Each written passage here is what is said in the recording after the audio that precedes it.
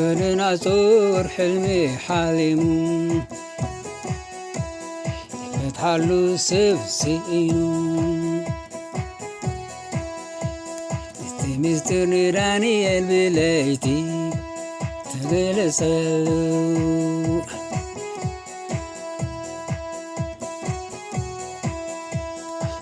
ምስጥር ዳኒኤል ብለይቲ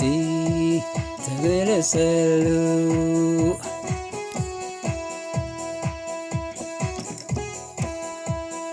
በክልናጹር ሕልሚ ሓሊሙ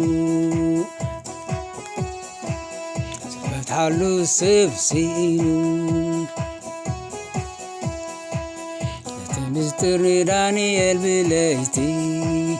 ተገለጸሉ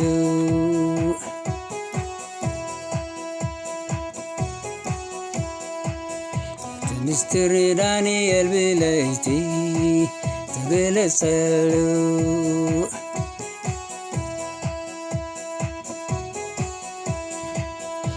በክልናጹር ሕልሚ ሓሊሙ يتحلو سبسينو ምስጥር ዳኒኤል ብለይቲ ተገለጸሉ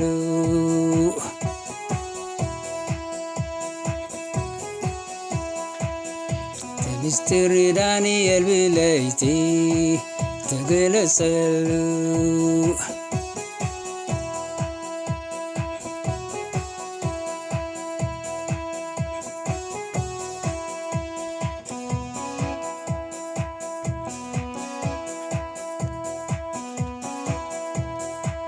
ዳኒኤል ከምዚሉ ተዛሪቡ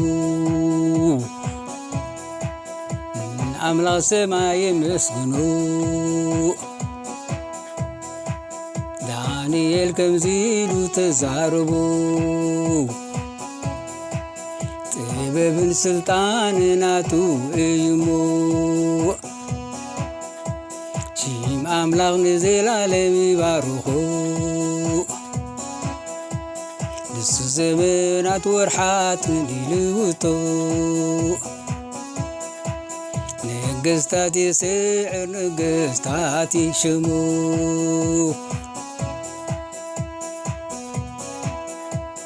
ንሱ ዘመናት ወርሓት ንዲልውቶ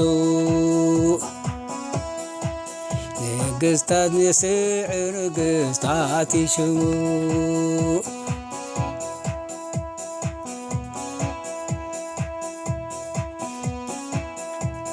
ዳኒኤል ከምዚሉ ተዛረቡ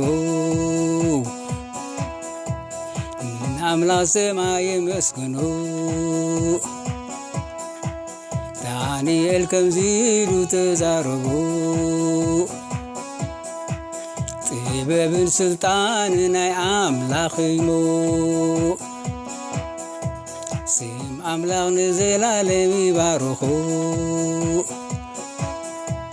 ንሱ ዘመናት ወርሓት ንዲልውቶ ነገስታት የስዕር ነገስታት ይሽሙ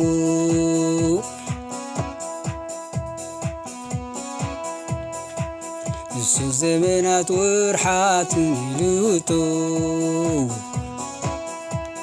ነገስታት የስዕር ነገስታት ይሽሙ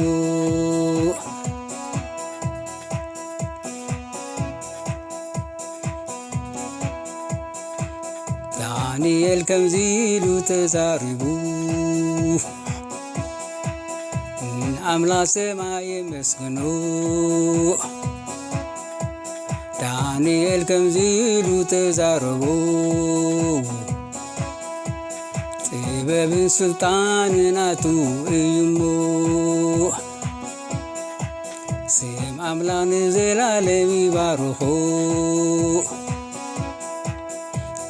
ንሱ ዘመናት ወርሓት ንዲልውቶ ነገስታት የስዕር ነገስታት ይሽሙ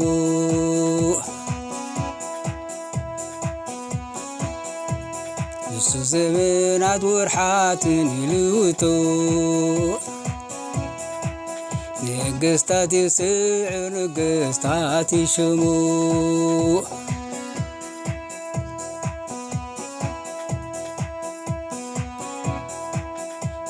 ንሱ ዘመናት ወርሓትን ይልውጦ ነገስታት ይስዕር ነገስታት ይሽሙ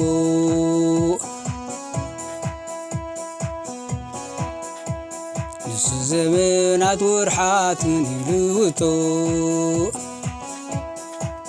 ነገስታት ይስዕር ነገስታት ይሽሙ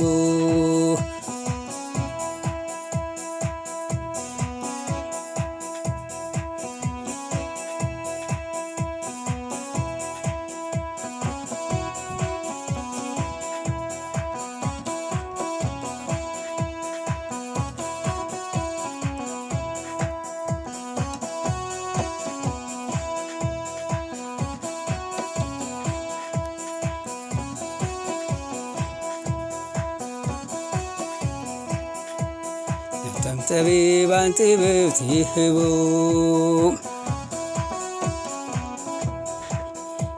ጥበብ ይህቡ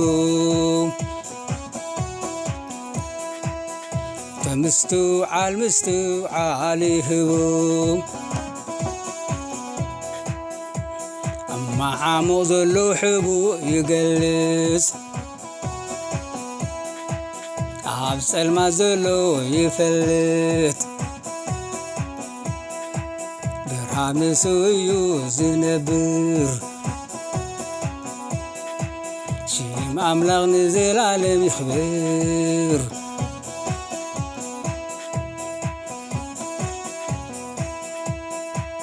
ብርሃን ንሱ እዩ ዝነብር ስም ኣምላኽ ንዘላለም ይኽበር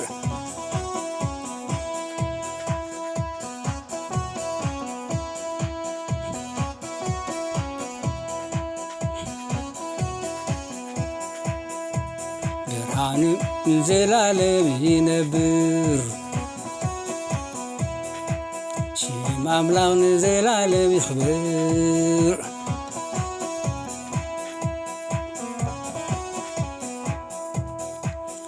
ነቶም ጠቢባን ጥበብ ይህቡ ነቶም መስተውዓልቲ ምስትውዓል ይህቡ ማዓሙቑን ሕቡብን ይገልጽ ኣብ ጸልማት ዘሎ ይፈልጥ ብርሃን ንሱ እዩ ዝነብር ሽም ኣምላኽና ንዘላለም ይንበር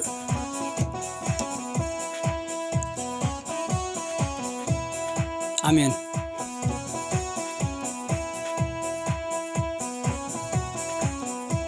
ብርሃን ንሱ እዩ ዝነብር ሽም ኣምላኽና ንዘላለም ይኽበር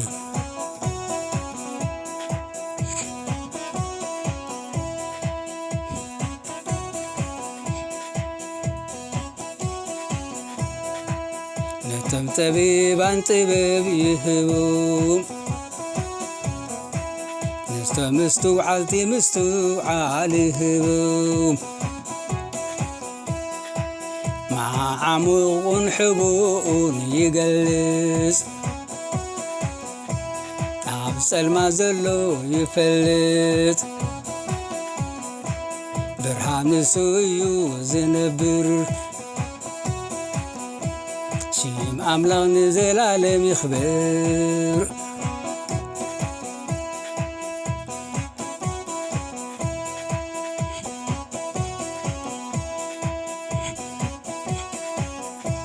ብርሃን ንሱ እዩ ዝነብር ሽም ኣምላኽ ንዘላለም ይንበር ሽም ኣምላኽ ንዘላለም ይኽበር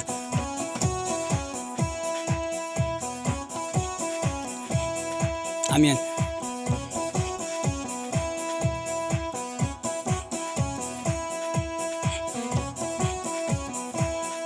ነቶም ጠቢባን ጥበብ ይህቡ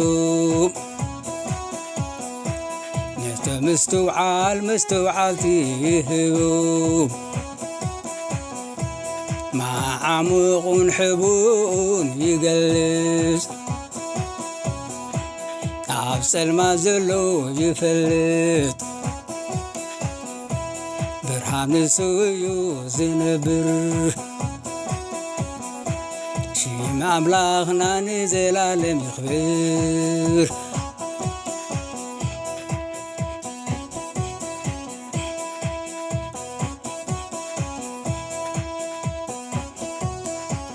አሜን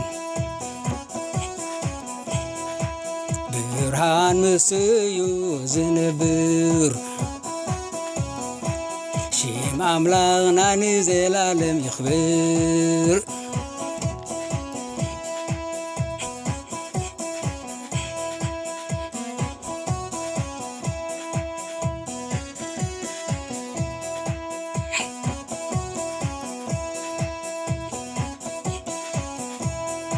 ነቶም ጠቢባን ጥበብ ይህቡ ነቶም ኣስተውዓልቲ ምስትውዓል ይህቡ ማዓሙቁን ሕቡኡን ይገልጽ ኣብ ጸልማት ዘሎ ይፈልጥ ብርሃን ንሱ እዩ ዝነብር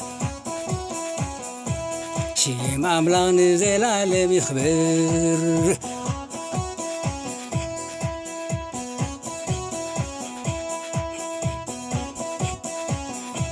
ብርሃን ንሱ እዩ ዝነብር ሽም ኣምላኽና ንዘላለም ይኽብር አሜን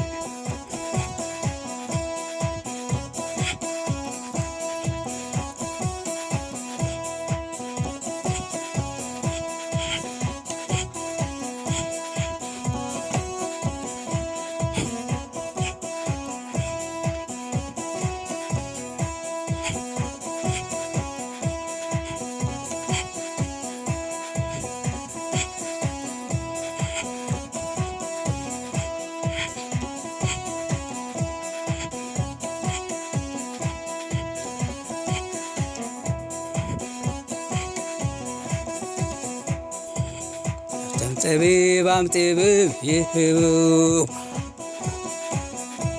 ነቶም ኣስተውዓልቲ ምስትውዓል ይህቡ ማዓሙቁን ሕቡኡን ይገልጽ ኣብ ጸልማት ዘሎ ይፈልጥ ብርሃን ንሱ እዩ ዝነብር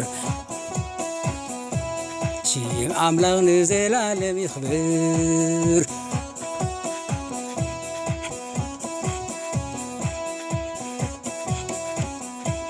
ነቶም ጠቢባን ጥበብ ይህቡ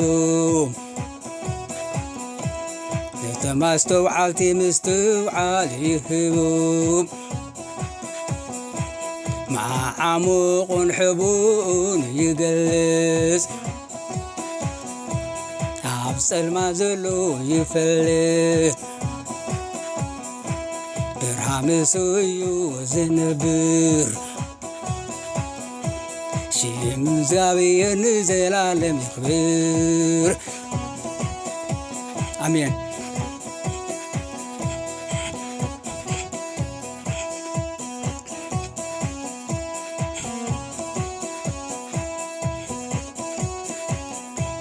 ነቶም ጥበብ ይህቡ ነቶም ኣስተውዓልቲ ምስትውዓል ይህቡ ማዓሙቁን ሕቡኡን ይገልጽ ኣብ ጸልማት ዘሎ ይፈልጥ ብርሃን ንሱ እዩ ዝነብር ሽም ኣምላኽ ንዘላለም ይኽብር ብርሃን ንዘላለም ንሱ እዩ ዝነብር እግዚአብሔር ንዘላለም ይኽብር ብርሃን ንሱ እዩ ዝነብር ሽም ኣምላኽ ንዘላለም ይንበር ብርሃን ንሱ እዩ ዝነብር ሽም እግዚአብሔር ንዘላለም ይኽብር አሜን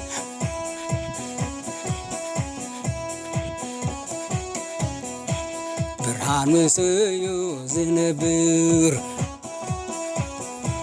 ሽም ኣምላኽ ንዘላለም ይኽብር ብርሃን ንሱ እዩ ዝነብር ሽም ኣምላኽ ንዘላለም ይኽብር ብርሃን ንሱ እዩ ዝነብር ሽም እግዚአብሔር ንዘላለም ይኽብር አሜን